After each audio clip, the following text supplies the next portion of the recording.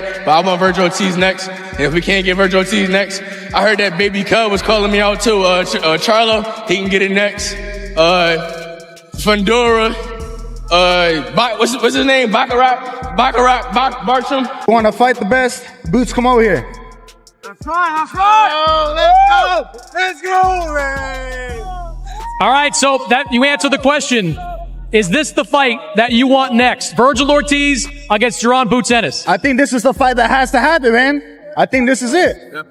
Suitable for Vergil Ortiz, Jr. What do you think, Ennis? We all know Boots doesn't want to fight first. Vergil Ortiz Jr. is no longer holding back. Directing his anger at his own promoter after the long-awaited fight with Yaron Boots, Ennis fell apart. Ortiz reportedly believes the deal was deliberately blocked, costing him a career-defining payday and exposing the ugly politics behind the scenes of boxing. The only thing I can tell you is that I thought the fight was made, and then it wasn't. There was a yes on our side, and it just wasn't made. I mean, I really don't know the specifics of it, but I just know what happened on their side. Everything reached a breaking point during a grueling 6-hour negotiation meant to finalize a March 2026 showdown.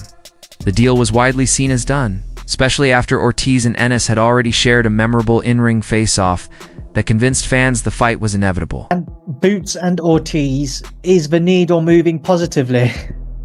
Supposedly, I mean, Eric Gomez's positive comments from Thailand is that we're going to hopefully get it wrapped up in the next week or so. I certainly see the back and forth between Ortiz, with him and with Boots on their social media. You have Vergil's manager, Rick Meridian, getting involved in the whole thing. I like Rick a lot, but he's very excitable. He fights tooth and nail for his guys, so I get where he's coming from. I've done this for such a long time. I always try to maintain, calm, cool, and collected. Don't get too excited. Don't get too down.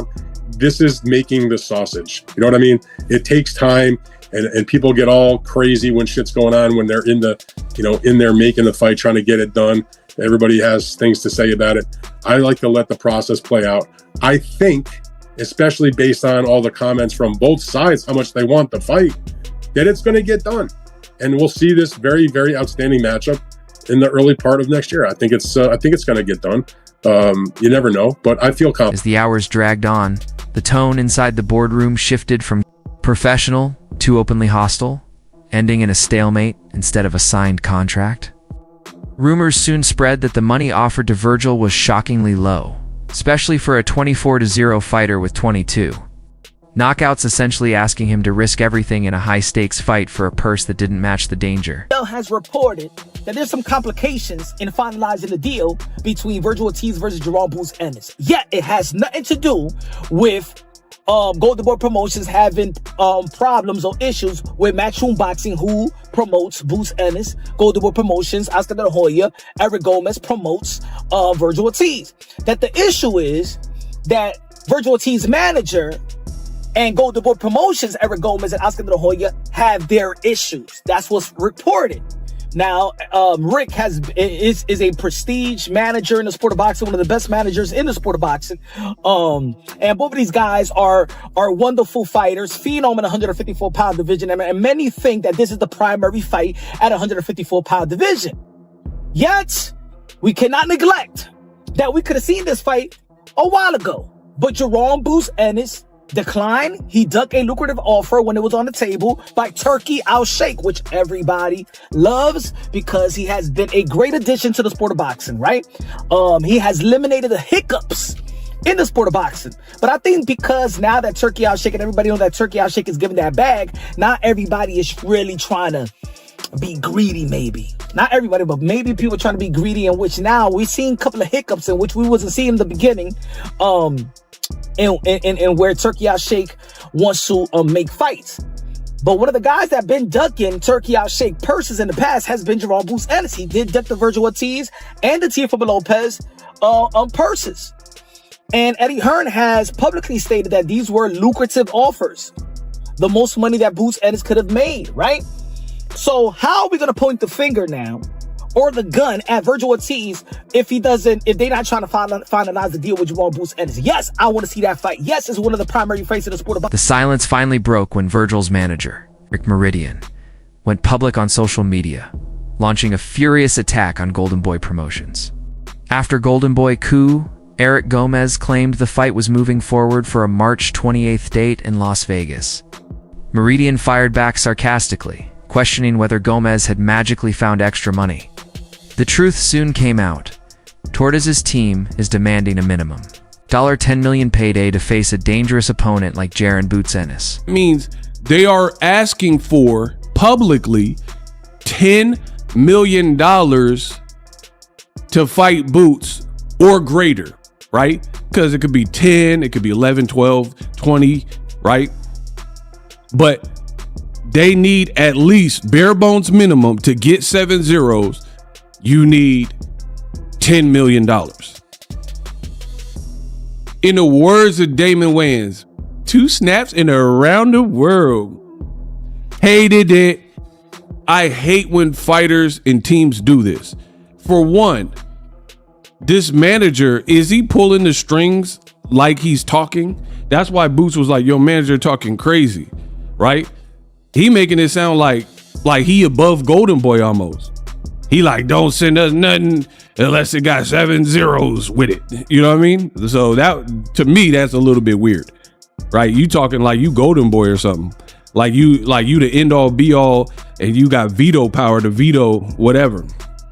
2, let's say that's your price.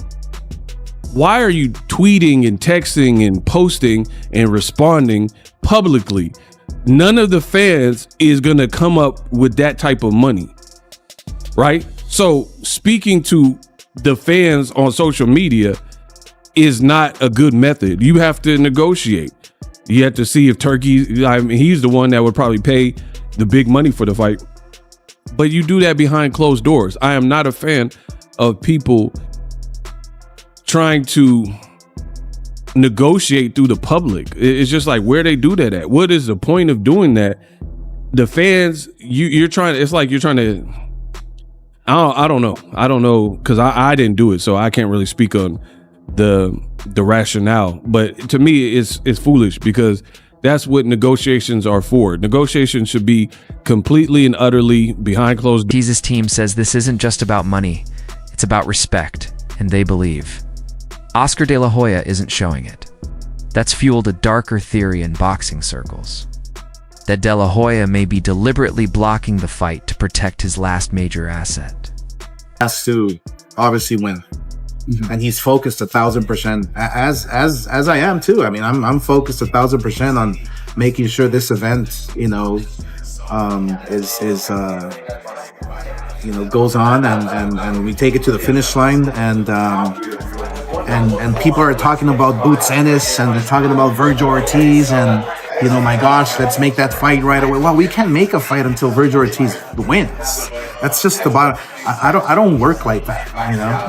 I don't like having fights already made when they have the job at hand to take care of on Saturday night.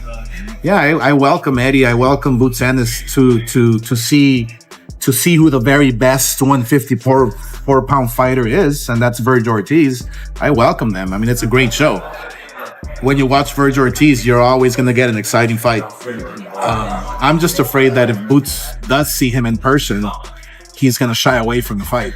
With Canelo long gone and Ryan Garcia set to leave soon, Vergil Ortiz is Golden Boy's final superstar. A loss to a dangerous fighter like Boots Ennis could cripple the company, leading some to accuse the promoter of pricing the fight out to avoid the risk altogether. And it was time to say yes to fight.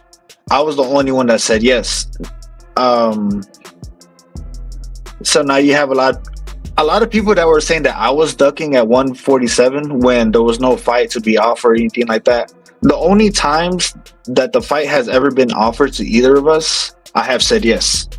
So when people are saying ducking, when they align that word with me, I'm not talking about if they want to align it with him, they should. I don't care about that. But they want to align it with me, then they can't say that because I said yes.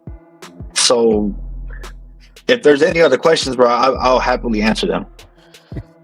Yeah, and Vergil, you just mentioned that Jaron Ennis, right? You said, well, he has a couple of titles, whatever. And I like hearing that. I know Max does. We don't care about the titles on this show.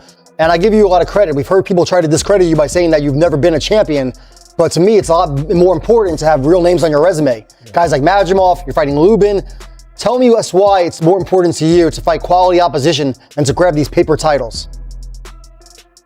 Look, at the end of the day, people are gonna watch the fights, right? People are watching the fights. You can put a title on.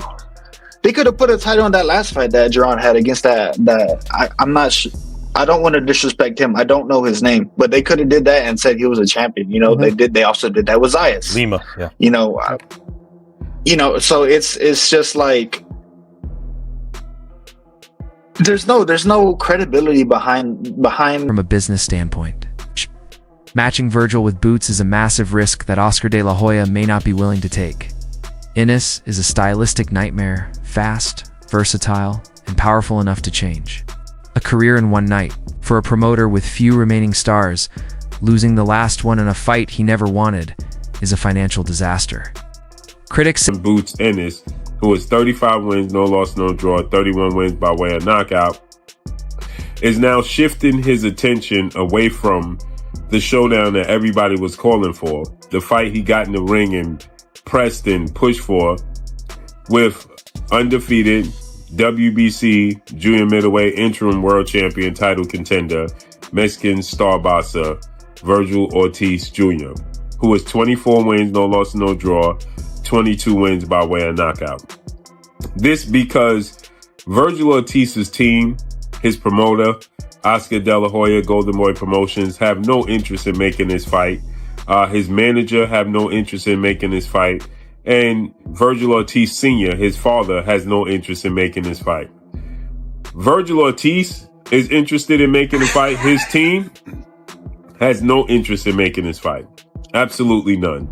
Okay, and I'm sure they're doing everything in their power to convince him to go in a different direction. With that said, Vergil Ortiz is looking to be the mandatory for the WBC, the winner Keith Thurman, Sebastian Fundora fight.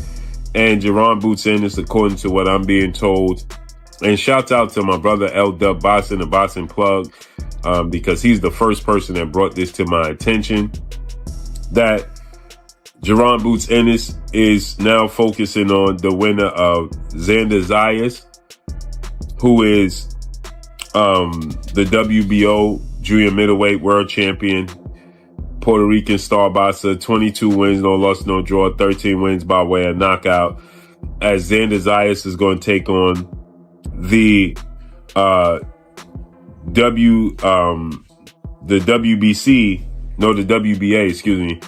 the WBA junior middleweight world champion, Abbas Barul.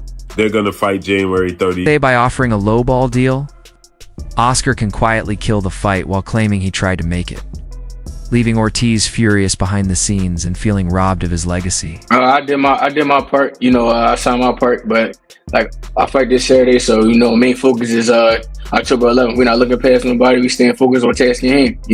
Trying to get this money. Trying to make a statement at 154, and then we talk about these other guys after that. Yo, Boots, what's up, man? I know we never met, but I definitely wanted to ask you, who's your dream fight? Who do you see yourself having a mega fight with in your career that's gonna, transcend you to the next level? Any of the champions, Vergil Ortiz, it's a super fight. Any of the champions at 154. I'm here to make my mark. And it's starting this Saturday on October 11th. Okay, cool.